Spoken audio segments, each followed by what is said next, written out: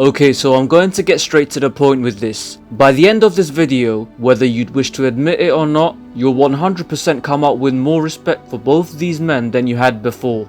Allow me to break it down for you. So if you're a football fan and someone told you to sum up Cristiano Ronaldo's game, it's more likely than not that your description of him will center around his goal scoring. He's a prolific, proficient and persistent poacher pouncing at prey with the primal panache of a predator from a period predating prehistory. In similar vein, if you're a boxing fan and someone told you to describe Floyd Mayweather's style, you'll likely dismiss him as a bit tedious while complimenting his defensive skills. A boring but brilliant back foot boxer bouncing out of bounds before blows could even brush his body or brain. Now, most, if not all, fans of the two respective sports know that these labels weren't always true of either athletes. Ronaldo wasn't always a pure goal scorer, and Mayweather wasn't always about just defense. They both adapted their game roughly in the middle of their careers due to untimely injuries. And no, this isn't why these two are particularly similar. Most athletes change their game as they get on, but with these guys, it's the perception most people have of them when comparing them to all the other all-time greats. Because when discussing the GOATs of the game, not many people really speak about any other aspect of Ronaldo's game other than his goal scoring, and none of Floyd's other attributes other than his defense. Now, most of you will jump to the conclusion that this is just a case of recency bias, but this is the thing. It's not only younger viewers who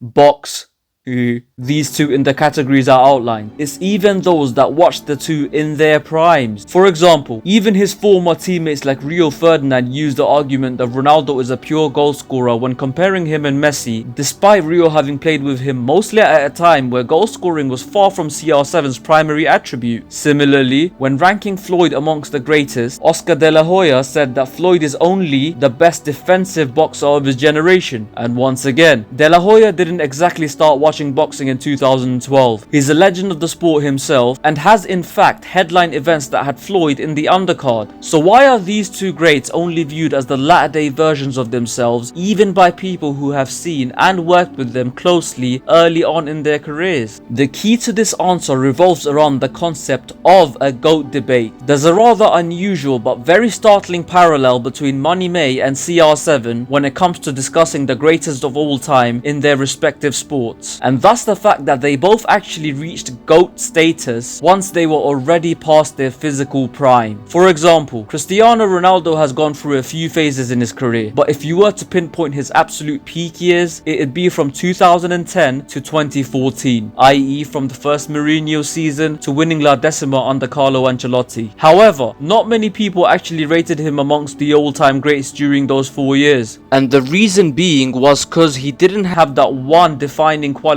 people usually remember for their respective GOATs. Like with Messi and Maradona, it's their dribbling. And with Pele, it's a super legitimate pinky swear for realsies goal scoring record. But when it came to Ronaldo in those years, while he was world class at pretty much everything, he hadn't fully yet established that one key area of his game where he was the undisputed GOAT, or at least in the top two.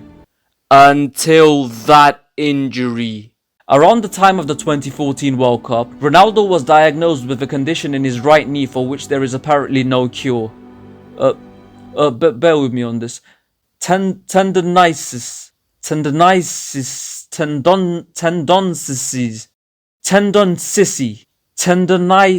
Wait, ISIS? What the fuck? So having this condition meant that in order to prolong his career at the top, he had to change. And while this led to his overall game becoming more limited after 2014, this is where he found that one trait he could be thought of as probably the greatest of all time.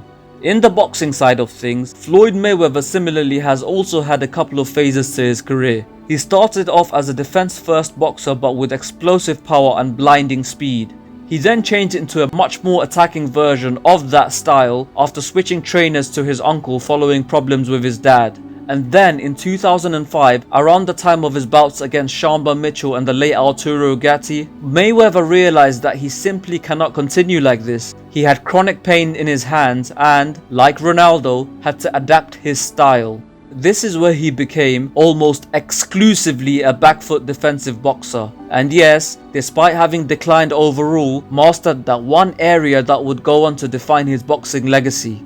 And to give you an understanding of exactly how unique it is for an athlete to have had their overall game and their greatest asset peak at different stages of their careers, let's compare these two guys with a couple of other elite caliber competitors in each of their sports. So when discussing who the greatest ever is in football, one of the names that is almost always guaranteed to come up is Diego Maradona, God rest his soul. As alluded to previously, Maradona's greatest trait on the pitch was without question his dribbling, and he mastered this very trait when he was in his prime around the time of the 1986 World Cup and the subsequent 4 or so years following that. Now in those peak years, while not great in the air, when using his head anyway, he had great footballing IQ, scored loads of goals, and had amazing passing and vision. And because those attributes peaked at the same time as Maradona's defining trait of dribbling, he is best remembered as that version of himself around 1986 to 1990. Now, someone else who also peaked around that time, and much like Maradona, is frequently mentioned in discussions regarding the best to ever do it in their sport, is the great Mike Tyson. And it's quite safe to say that when it comes to an athlete's greatest attribute,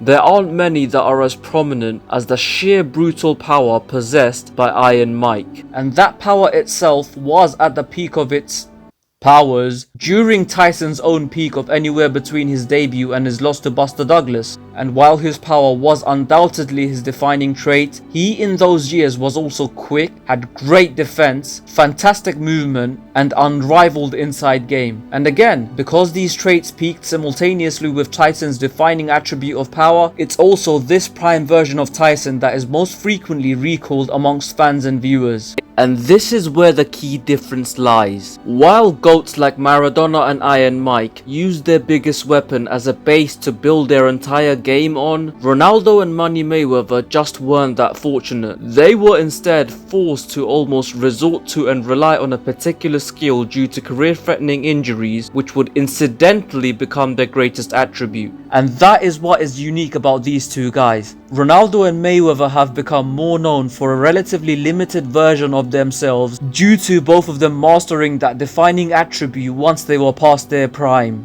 Now, if you ask me personally, do I think Mayweather is the best ever? Off the top of my head, I believe he just about makes my top 10. But it simply isn't fair to dismiss him as one-dimensional just because the man mastered his greatest attribute during the latter stages of his career. So, instead of trying to label the two greats with only their best attribute, try and view them as an alternate version that is roughly an average of their entire careers. In that way, you'll hopefully gain a far greater appreciation of the era-defining talents they truly were.